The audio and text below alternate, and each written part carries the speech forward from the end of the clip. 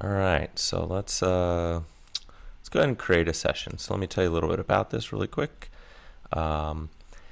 Create, obviously, new session. We have recent, goes back and refers to the recent sessions you have on hard drives that you have plugged in. So we're going to name this session new session.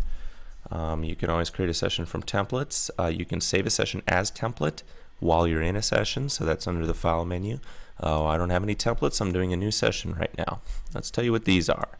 So I've got AIFF, which is kind of a wave, just sort of a different way of compiling a wave file that is also a nice high resolution file. It's used by some softwares, like Apple stuff likes it.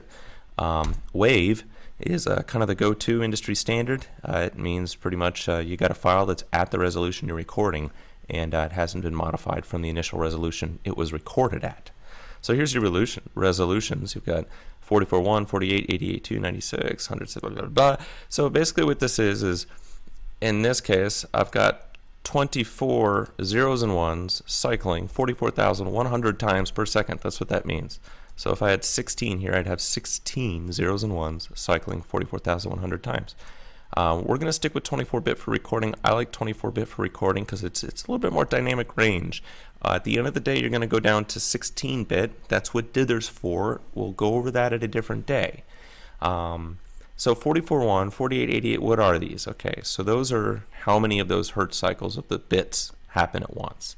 DVDs are typically 48 at 24, whereas CDs at the end of the day get sampled down to 16-bit at 44.1. So today, because I'm recording audio, and eventually I intend to keep it in 44.1, I'm going to go ahead and go 44.1 at 24, knowing that eventually I need to change it to 16-bit if and when I burn it to a CD. I also have interleaved here. Interleaved means that it's going to spit out a stereo track, a stereo wave, and not two mono tracks at the end of the session or when we do bounce, whether it be normal bounce or offline bounce, which we'll get into that as well. So thank you very much. I'm going to go ahead and create this session. Create the session. Now from here, I am going to save this personally for me.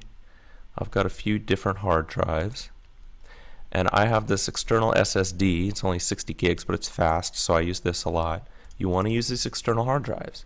When you create a new session like this, it's going to be first session.